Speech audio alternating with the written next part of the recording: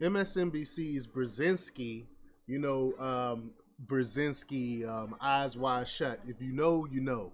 But her father, Zuzinsu Brzezinski. But anyway, I could go down a rabbit hole with that. But I digress. MSNBC's Brzezinski fears Trump is winning. She said, "I think it's fair for Democrats to be incredibly depressed."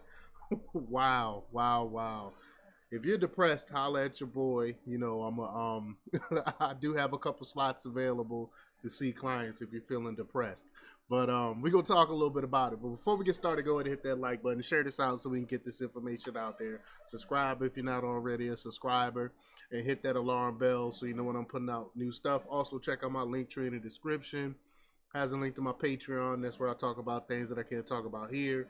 There's also a link to my Instagram and my X account, so follow me there as well. All right, so let's get into this news. Now, this comes from Legal Insurrection from Mike LeChance, and he reports that Mika Brzezinski of MSNBC's Morning Joe suffered a bit of an on-air breakdown this week, lamenting the fact that Trump is doing so well and seems to be winning. She also struggled to imagine what more Kamala Harris could do to increase her odds. Not being competent. That's how she can increase her odds, but I don't think that's going to happen. The Morning Joe program has become something of a one-stop shop for Trump derangement syndrome in recent years. It's no surprise that Mika seems upset considering how deeply invested she and her colleagues are in beating Trump. Let's just play the clip here. Shout out Real Clear Politics. Here we go. Attitude, if you will. So that's the thing, is this morning and also all week we've been talking about the frustration among a lot of Democrats that maybe the message isn't breaking through to key voters. I mean, the polls seem so close every time a new one comes out, neck and neck. And there's this. Y'all know how I feel about that. I don't think it's as close as the polls make it out to be. From just, if you just talk to people, go out on the street, see what's going on around the interweb. Kamala Harris is not that popular at all. Everyone's making memes about her. You done lost when you're a Democrat and you lose Saturday Night Live. Even Saturday Night Live been joking on her word salads and stuff. Like, her incompetence shows every time she opens her mouth.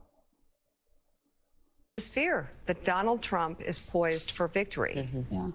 I think it's fair for Democrats to be incredibly depressed. I think it's fair for them to be discouraged. I think it's fair for them to explore whether Kamala Harris should be doing more. Feel free to do that.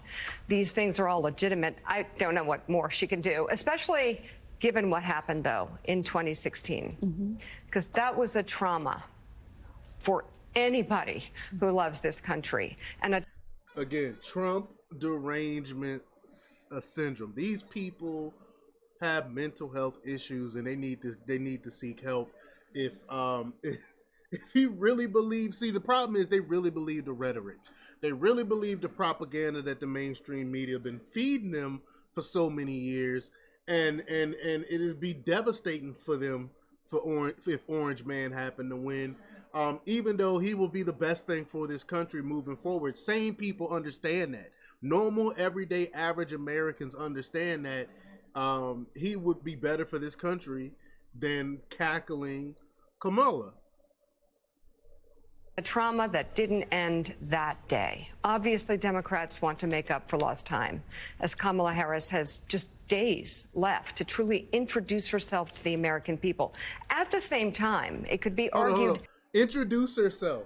She has to introduce herself, she says. She's only been president for vice president for almost 4 years.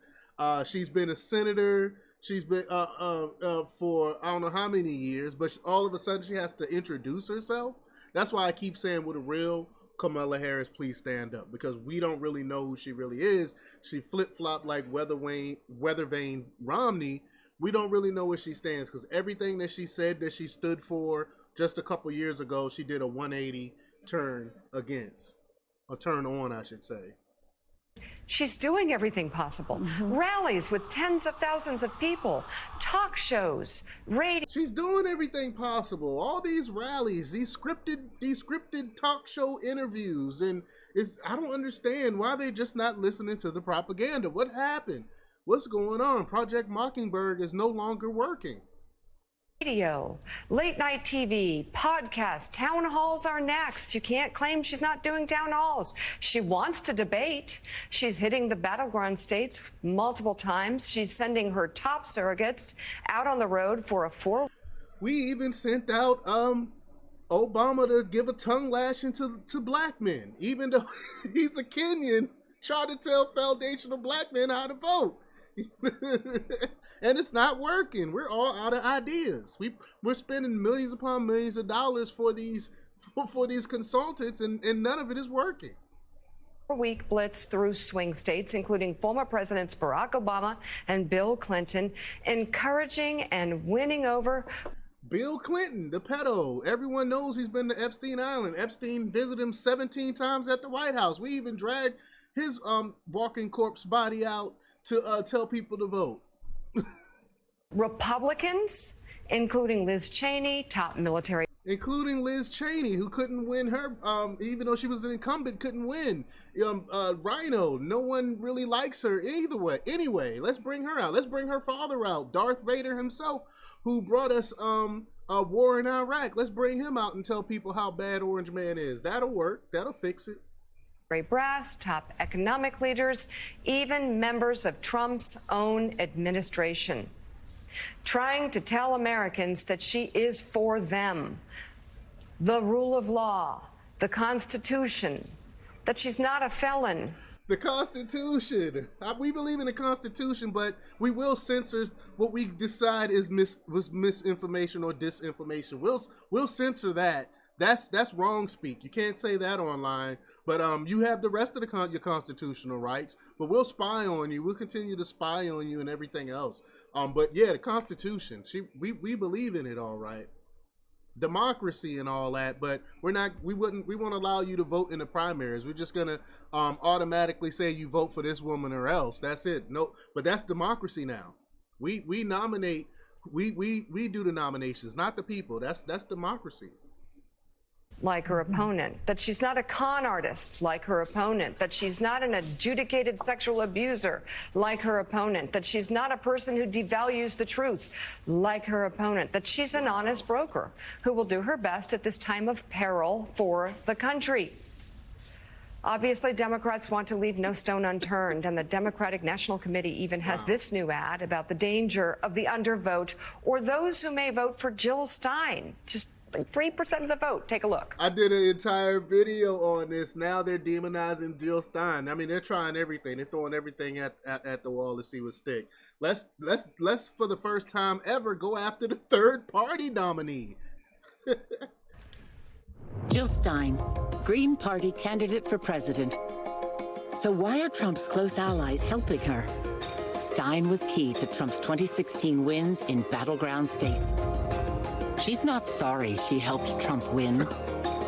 That's why a vote for Stein is really a vote for Trump. Jill Stein, They are reaching. I like her very much. You know why? She takes 100% from them. I'm Kamala Harris, and I approve this message. So sure, offer up all the ideas of what more Harris could be doing in these few remaining days before the election. At the same time, it's actually you. Give us some more ideas. We need to offer up ideas. We need some more ideas to try to win this thing. We don't know what to do. Nothing is working. The propaganda is just not working. The American voter who needs to step up. Truly look at the choice before us. Listen to Donald Trump's speeches. Truth over lies, democracy versus fascism, or something like that looks like it. Your interests rather than revenge for Donald Trump's ego. The rule of law versus Donald Trump's lawlessness, kindness.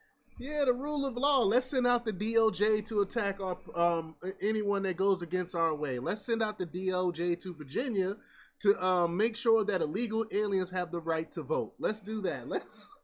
Let's use lawfare to take out our political opponents. Absolutely. versus cruelty.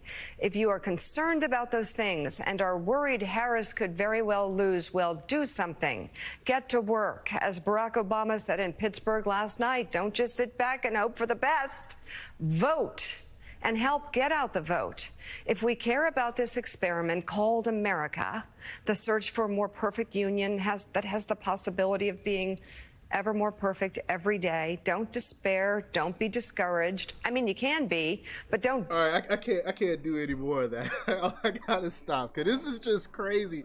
Because this is what happens when you live in a bubble. You're outside of the mainstream, and you think you don't understand how other people live. This is what you get. You get talked to like this, like this, and like Barack Obama, how he talked down to people and stuff. But this is what happened when you live in your bubble, Martha's Vineyard, and you're tone deaf and don't understand the plight of a regular person.